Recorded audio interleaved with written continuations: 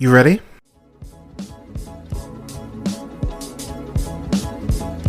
You're listening to the Real Pineapple Podcast Network.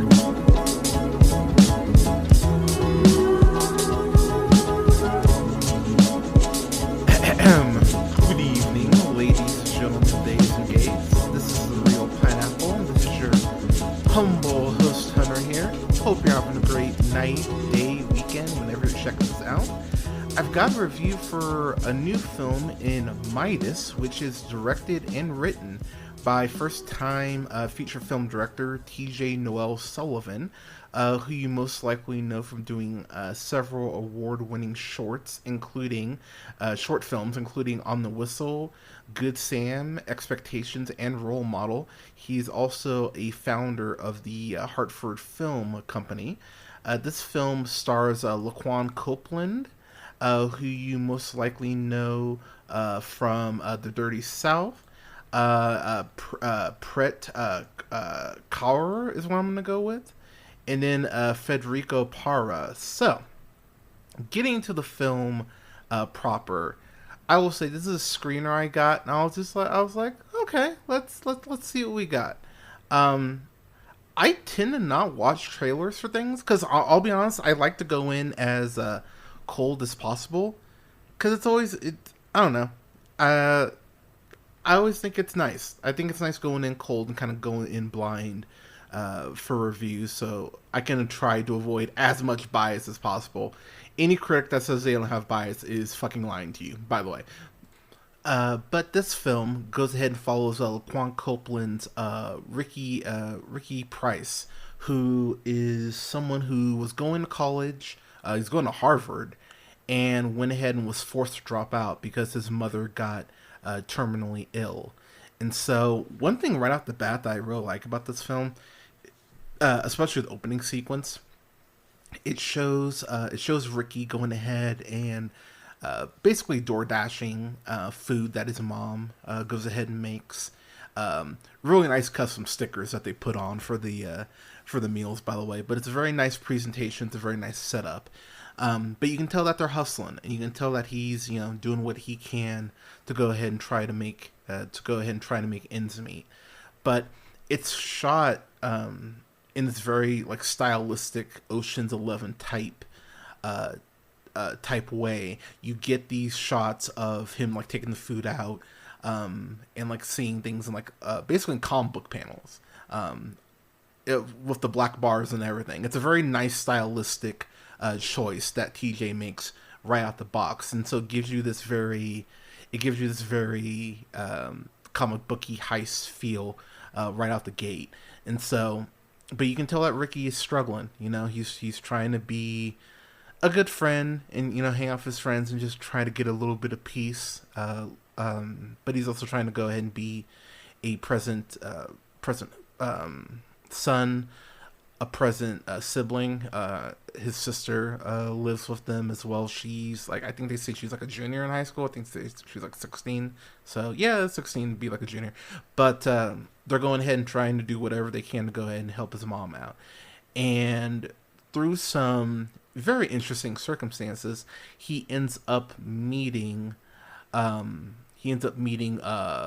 Gregory Brent, who is the CEO of this major health insurance company, who's played by Bob Gallagher. Bob Gallagher, from Sinister Cover-Up, Reasonable Men. Reasonable Men, I actually heard, is a really good show. He's also been on Law and Order, just to go ahead and name a few things. But one thing that I really enjoyed about this is that it's not straightforward. And I mean that in the sense of I didn't really know where this was going. You basically find out that Ricky is able to go ahead and secure a job through his very natural charisma. He's able to secure a job through Gregory's company, and through this, he's like, oh, okay, well, I work at this company. I can go ahead and potentially get my mom some benefits. And I'm going to dance around some things because I really don't want to give too many of the plot elements away. But through some circumstances, Ricky goes, you know what? Fuck it. I don't just want to go ahead and get my mom some healthcare coverage. I want to go ahead and take this company down. Because Ricky finds out some shit that I've actually, ironically enough, have talked about on streams in a real talk. One thing that I would never do, as far as information I provide a company, I'll leave it just at that, because once you find out what kind of this thing is and what this linchpin is, I think a lot of you are going to go, oh shit. Because it is one of those things that once this became kind of common practice and people went, oh yeah, why wouldn't people do this thing here? This movie has a very nice spin on that thing. And to be quite frank, it's kind of been one of the fears I've had since they instituted this thing. Again, I'm not telling you what it is, but just pay attention. Once you watch the movie, you're gonna go, oh, okay, yeah, I get what Hunter's talking about. But one thing I want to get into are some of the themes about this about this film. One of the themes I love is the healthcare system. It talks about how corrupt the healthcare system is, and how things need to be better for people, which, my God, doesn't need to be. That's one thing it talks about. It talks about privilege. There's a awesome scene between Laquan's Ricky and then Lucy Powers' Claire Brent, pardon me, who is the daughter of Gregory Brent, Bob Gallagher's character. You know Lucy Powers from, most likely from Victor versus the Metaverse, is most likely where you know her from. And while she hasn't been in a ton of stuff, I gotta say, I'm a fan. Like, there is this conversation where they're talking about privilege, and Ricky being a black man and Claire being a white woman, like, there's privileges that they obviously each have from their own perspectives, but there's a lot of, like, room there for discussion. And the way that TJ writes that scene and the way that they play off each other, you see both sides. That's really quite fascinating. But, I mean, I definitely land more on Ricky's side given his circumstances, but Claire throws out some points that I went, huh, okay. And it's very much one of those conversations that you could definitely tell that people who've graduated, who, you know, have the trust fund and can afford to go work at a nonprofit, they would definitely feel lean more to Claire's quadrant as far as how she feels. But people like you know, average people who aren't going to see a six-figure job just by default. Maybe these people are, you know, clearing out student debt. Maybe these people are sending money home. Maybe these people who work at these hedge funds are sending money, you know, out of the country, you know, to help people get over here. Like, there's several reasons why someone would go ahead and take a six-figure job independent. Pardon me. Independent of just helping themselves, and I really appreciate the way the film points that out. The whole heist itself is terrifying, and I mean that as a compliment. Anytime Ricky, Sunita, Preet Kaur's character, and then Victor, Federico's character, anytime they're interacting with each other, they're such a fun friend group, and the banter between the three of them is very playful. It's snarky, and they bust each other's chops, but it's very fun to watch the three of them interact. And without getting too much in spoilers, greed. Greed is an amazing theme that is explored here, because if you're able to potentially hack a company, where do you stop? You know, if you're able to hack a health coverage company, do you stop at the money to go ahead and get your mother better? Or do you go, you know, fuck you, for all the stress and the anguish and the, you know, the sleepless nights, I'm gonna go ahead and steal some more. Like, it's a very interesting conundrum, and the way that the film explores these themes is something that I was really impressed with. There are multiple turns that this film takes that I actually, one in particular near the end that I was like, oh, what? And I actually went out, said it out loud like that, like, oh shit, that's really fucking cool. The reason that Ricky has to be so vengeful against this company, once you do explore it and once you get into it, it makes a lot of fucking sense why he's so angry, and why he's so pissed off. It makes all the sense in the world. Ricky has this boss that he's working for, who's just the most uncomfortable, who's just the most uncomfortable person. I laughed really hard at their interactions, because this guy, he might as well be calling him boy. Like, he looks down on Ricky so much because he's working an entry level job, and he just has that very white collar, like, oh, you're lucky to even be here, that sort of vibe about him. But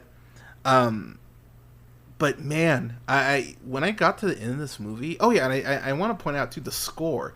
The score in here is so well done. There are these moments where the music plays like it's the same similar theme, but as the film goes on, and there are certain things that are darker, you hear those same songs, but the arrangement's just a little different, and it's like, oh, okay. So the film is very stylish, and given the fact that, I'm sure this was a smaller budget, the fact they were able to pull all this off is really fucking impressive, especially again for a first time director. Getting in my final thoughts here, man, I've really enjoyed this. This was a really pleasant surprise. It's always nice when a movie catches you off guard, and this is something that I'm like, yeah, people, you definitely need to check this out. You need to support this shit. Again, first time director, TJ Noel-Sullivan. All the props to him on this, and the three friends, especially Laquan Copeland, Preet Kaur is what I'm gonna go with, Federico Parra, and Lucy Powers. Like, I have red dots above all of them. I'm like, okay, y'all are gonna end up doing, like, you're gonna go on to have, I think, very successful careers. So I'm excited to see what they all do moving forward. And Laquan Copeland, oh man, he reminds me of, and I'm blanking on the dude's name, but he reminds me of, he gives me a Damson Idris vibes. If y'all don't know who that is, he played Franklin on Snowfall. Like, he gives me those vibes. Like, he's that naturally, like, effortlessly charismatic. Like, I want to see, I really want to see Laquan in more stuff. And I think, like, a Snowfall, like, type thing, he could absolutely nail. I'd love to see him like something in that ilk.